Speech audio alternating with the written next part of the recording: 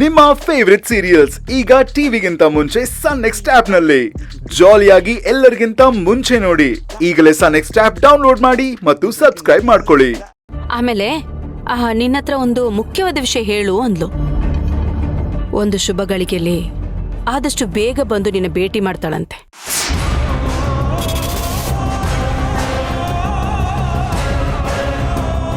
ಏನಂದೆ? ಬರ್ತಾಳಂತ? ಯಾವಾಗ ಬರ್ತಾಳಂತೆ? ಹೇಳು ಪೊನ್ನಪ್ಪ, ಯಾವಾಗ ಬರ್ತಾಳಂತೆ?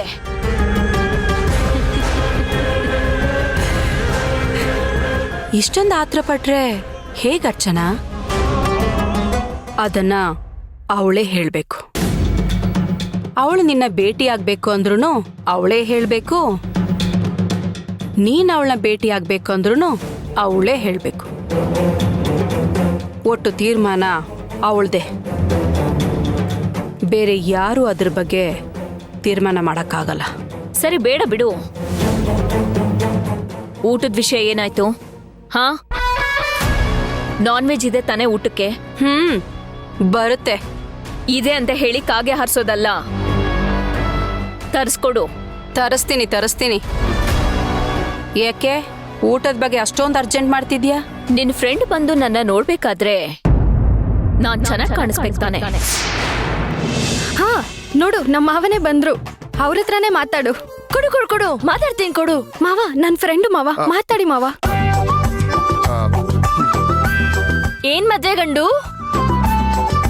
ವಾರೇ ವಾ, ನೋಡಕ್ಕೆ ಸೂಪರ್ ಆಗಿದ್ಯಾ ನೀನು. ನಂದ್ ಹಂಗಿರ್ಲಿ, ನೀವು ಚೆನ್ನಾಗಿದ್ದೀರಾ?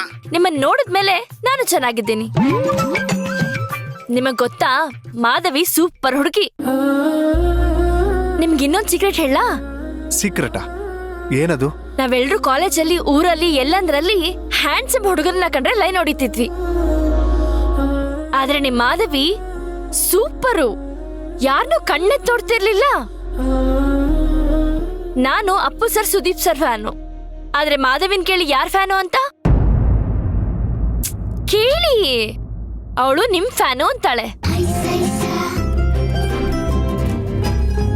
ಆ ಮಟ್ಟಕ್ಕೆ ನಿಮ್ಮೇಲ್ ಜೀವಾನೇ ಇಟ್ಕೊಂಡಿದ್ದಾಳೆ. ಬೇಗ ಮದ್ವೆ ಊಟ ಹಾಕ್ಸಿ ಸರ್. ಯಾವಾಗ ಹಾಕಿಸ್ತೀರ ಊಟನ? ಅದು ಅದಾ, ನಾನು ಬೆಳಿಗ್ಗೆ ಹೇಳ್ತೀನಿ ಬಿಡಿ ನಿಮ್ಗೆ. ಹೌದಾ? ನಾಳೆ ಬೆಳಗ್ಗೆನೆ ಹೇಳ್ಬಿಡ್ತೀರಾ? ಸರಿ, ನನಗೊಂದ್ ಸ್ವಲ್ಪ ಬೇರೆ ಕೆಲಸ ಇದೆ. ನಾನು ನಿಮ್ ಜೊತೆ ಮತ್ತೆ ಮಾತಾಡ್ತೀನಿ. ಏನ್ ಮದ್ವಿ ನೀನು? ಹೇಳ್ದೆ ಕೇಳ್ದೆ ಫೋನ್ ಕೊಟ್ಬಿಟ್ರೆ ಸುಮ್ನೆ ನನಗ್ ಸಿಕ್ಕಾಕ್ಸ್ತಿದ್ಯಾ? ಮತ್ತೆ ಮಾವ, ಅವಳು ಯಾವಾಗ್ಲೂ ರೇಗಿಸ್ತಾ ಇರ್ತಿದ್ಲು. ಇನ್ಮೇಲ್ ರೇಗಿಸ್ತಾಳಾ?